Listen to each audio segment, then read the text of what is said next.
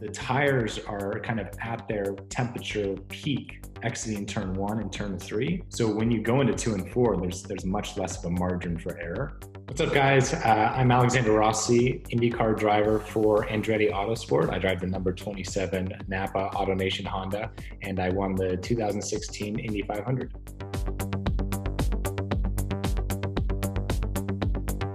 Where we're going to start this video is kind of coming to the green flag.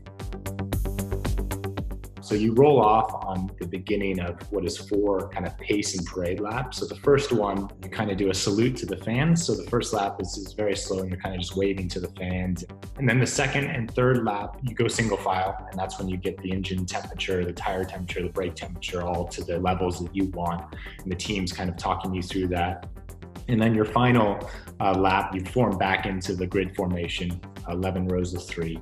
You know, what you're trying to do is kind of just maintain the speed off the car to your inside, because he's really the one setting the pace. And then from that point, you're just waiting until the row in front of you accelerates and you try and go with them. You know, you want to be able to get a jump on the cars around you, but ultimately it's a 500-mile race and there's so much that's going to happen throughout the next kind of 3.5 hours that the last thing you want to do is throw it all away into turn 1.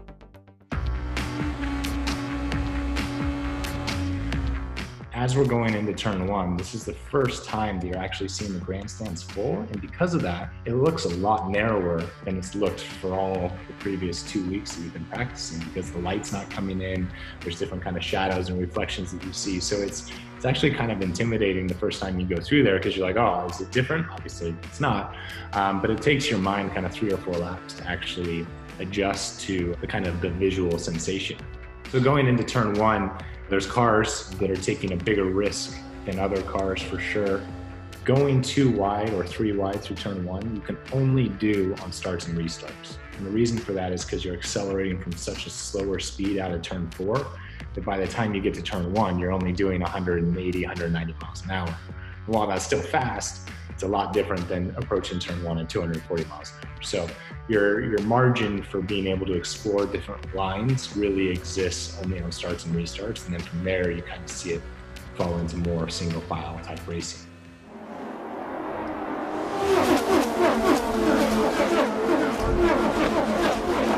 As much as geometrically turns 1, 2, 3, and 4 are identical, they're all very different. You're using the short chutes to really change the balance based on how it was through turn 1 that lap.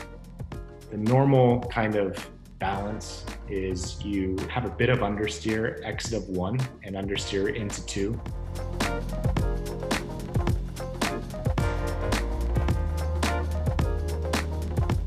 Between the short chute of 1 and 2, you are usually stiffening your rear bar, your rear anti-roll bar, softening your front anti-roll bar,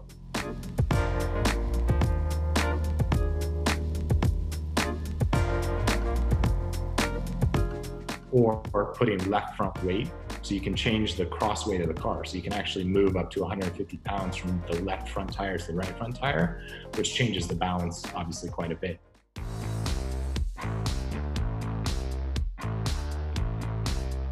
So in terms of the easiest places to crash, I mean, it's really different for each driver. It's usually turns 2 or 4.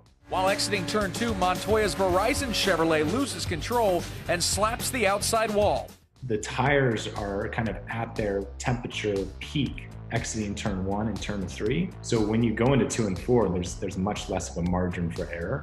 Whereas when you're entering 1 and 3, they have the entire straightaway to cool down and kind of re-center themselves. Whereas the short chutes between 1 and 2 and 3 and 4 don't allow the tires really to cool down enough. So you have to be super precise with what you do, or the penalties kind of just exponentially bigger.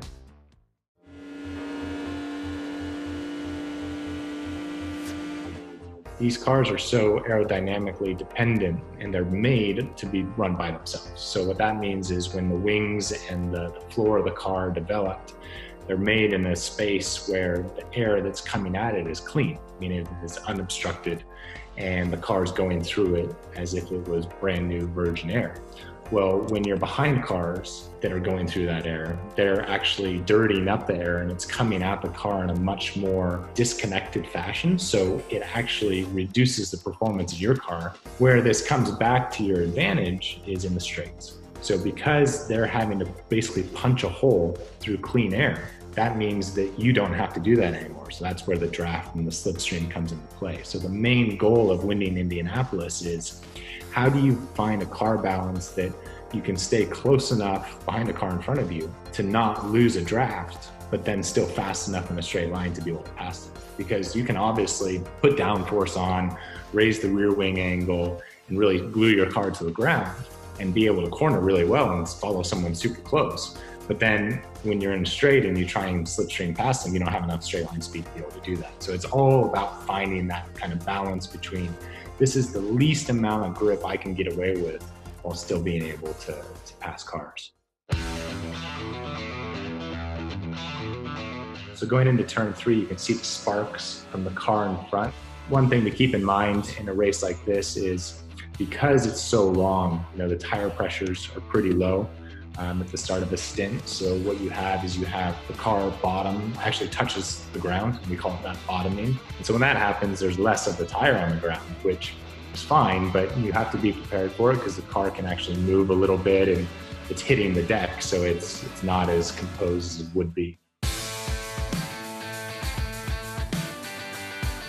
And then going into turn 4, so as you're completing the lap, this is the first time where you're able to actually get a balance check of what the car is doing. So that first lap, you're kind of really seeing, did I make the right call? Is everything kind of as I expected it to be? And even if the first balance check that you do isn't quite what you were hoping for or expecting, there's enough pit stops and enough time throughout the race where you can tune on the car and adjust tire pressures and wing angles that theoretically, if you play your cards right, by the end of the race, you can dial in the car to be what you need it to be to win.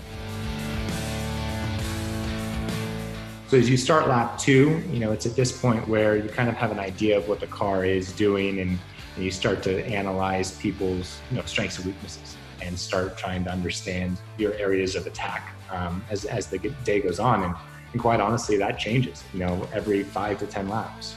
As your fuel load decreases, your car balance changes, and the temperatures are always fluctuating. 2 to 3 degrees of track temperature can make a big difference on the balance of your car. And it's the guy that's able to stay on top of it the most and make the best calls, and obviously have a good car underneath him that's ultimately able to win an Indianapolis 500.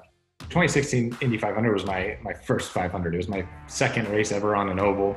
Throughout the race, we were having a lot of problems refueling the car. Every time we came into the pits, I'd fall back. I'd lose positions because we were taking longer to put fuel in the car. My strategist and team owner, Brian Herta, came up with a strategy. It was kind of like a high risk, just roll the dice, why not? We're going to try and do one less pit stop than everyone else and save fuel. So we're going to try and just eliminate stopping one final time and stretch our fuel to make it to the end. We always knew that we were going to run out of fuel on the final lap. It was just going to be a matter of, when did we run out, and would we have enough of a lead to be able to basically coast across the finish line. So we had enough fuel to get us all the way out of 2 through turn 3, and as we were in the short chute between 3 and 4, we ran out of gas. So just pulled the clutch in and just waited and just literally freewheeled all the way from the middle of turn 4 to the finish line. We started the lap with a 24-second lead and won by 3.8 seconds. Certainly a very strange way to win that race.